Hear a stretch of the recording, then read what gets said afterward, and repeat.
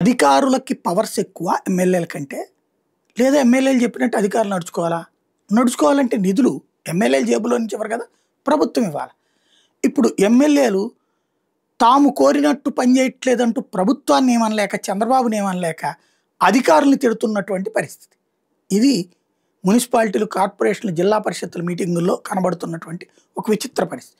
నిన్న గుంటూరులోనే జరిగినటువంటి కార్పొరేషన్ మీటింగులో విశేషం ఏంటంటే, ఎమ్మెల్యే మాధవి నా నియోజకవర్గంలో 100 కోట్ల పనులు జరిగితే కేవలం 2 కోట్ల బిల్లులే ఇచ్చారు. లోపం ఎక్కడుంది? ప్రభుత్వం డబ్బులు ఎత్తేస్తాడు, ఆయనకేం పోయే? కమిషనర్ ఏమన్నా జేబులో వేసుకుంటాడా? అంటే అక్కడ ప్రభుత్వాన్ని ఏమనలేక అధికారిని తిట్టడం. అంటే ఇక్కడ ఎవరు కోపం ఎవరికి ఉంది? ఎమ్మెల్యేకే. తెలుగుదేశం ఎమ్మెల్యేనే ఆవిడ. అట్లాగే మరో తెలుగుదేశం ఎమ్మెల్యే, ప్రతిపాడు ఎమ్మెల్యే బోర్ల రామాంజనేయులు జీఎంసీలో 2012లో విలీనమైన 10 గ్రామాల తాగునీటి సమస్యను ఎప్పటికి పరిష్కరిస్తారో అధికారులు చెప్పాలి.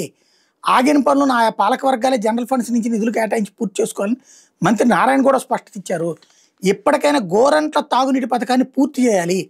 అమృత్ కూడా వస్తున్నదని విలీన గ్రామాల్లో 9 ట్యాంకులు నిర్మించాలి.